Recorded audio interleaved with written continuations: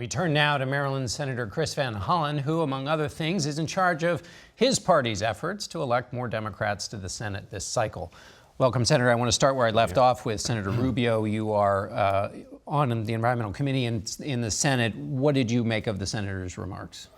Well, look, in the same week that we saw Hurricane Michael flatten the Florida Panhandle, we had this report from the world's leading climate scientists saying climate change is hurting us today, and it's only getting worse. And at the same time, you have the Trump administration and a lot of Republicans who just want to put their head in the sands. They don't want to hear the information. And we should start by not making things worse. This administration and Republicans in Congress are actually rolling back auto emission standards, rolling back clean power plant rules. So let's stop making things worse, and then we definitely need to take action to make things better. But what of Senator Rubio's point and the administration's point, which is once you come in with all these regulations, you choke off the economic recovery that America's in the middle of now?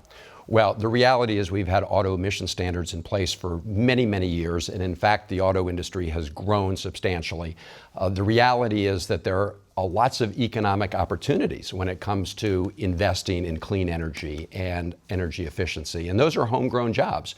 Wind, solar, these are homegrown jobs. These aren't jobs where you're importing oil from Saudi Arabia, for example.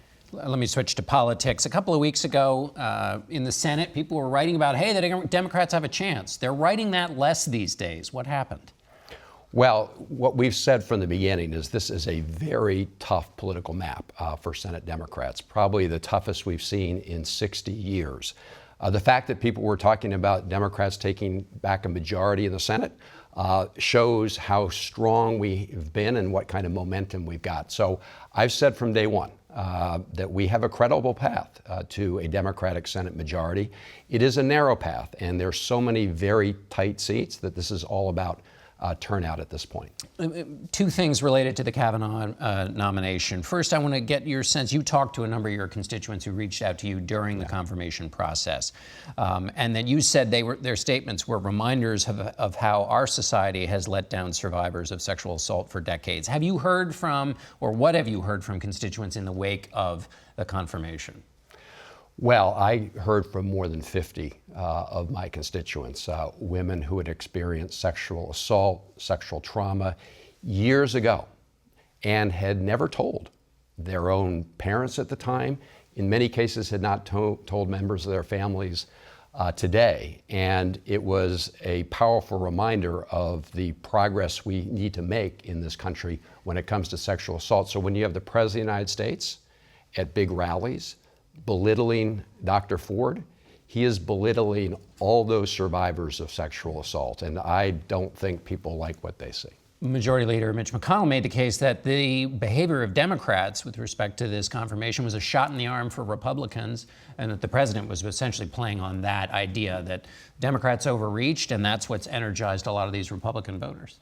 Well, I don't think Democrats overreached. Democrats wanted a thorough FBI investigation. In the end, it was Mitch McConnell, Senator McConnell, who really cut that short and did not allow a full investigation. But what I've seen, actually, is that the Kavanaugh hearings have actually energized a lot of Democrats, especially younger voters and women voters. Yes, they've energized some Republicans.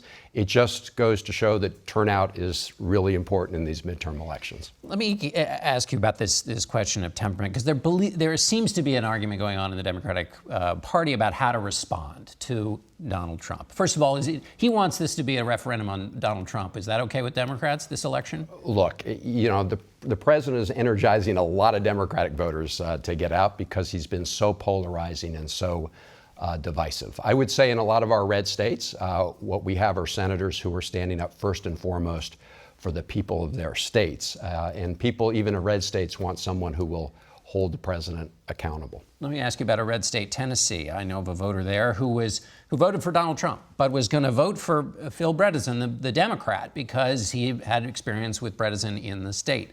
And then Hillary Clinton came out and was quoted this week saying, "You cannot be civil with a political party that wants to destroy what you stand for, what you care about." This voter, of course, it's an example of one, and let's not go too far, John, but there were a lot of people who felt like, that was not helpful to Democrats to have Hillary Clinton say that. Look, what I think Hillary Clinton was saying is that Democrats are in a pitched battle on very important issues in our country, and we need to fight hard. Look, nobody goes lower than Donald Trump. I mean, that's a bottomless pit.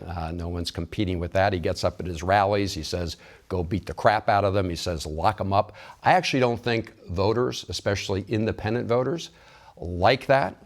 But we're going to put up a tough fight. Phil Bredesen, two-term governor, nonpartisan, bipartisan. He is doing very well in Tennessee. But you say nobody's trying to compete with him. But Eric Holder, the former attorney general, who was in charge of executing the laws, said when, and this is a play on Michelle Obama, who said when they go low, we go high. Eric Holder said when they go low, we kick them. That's the new Democratic Party is all about. That is directly competing with Donald Trump. Look, no, Donald Trump, when he goes say go beat the crap out of him at a rally, and then he says I'm going to pick up your legal bill. I mean, look, the guy knows no bottom.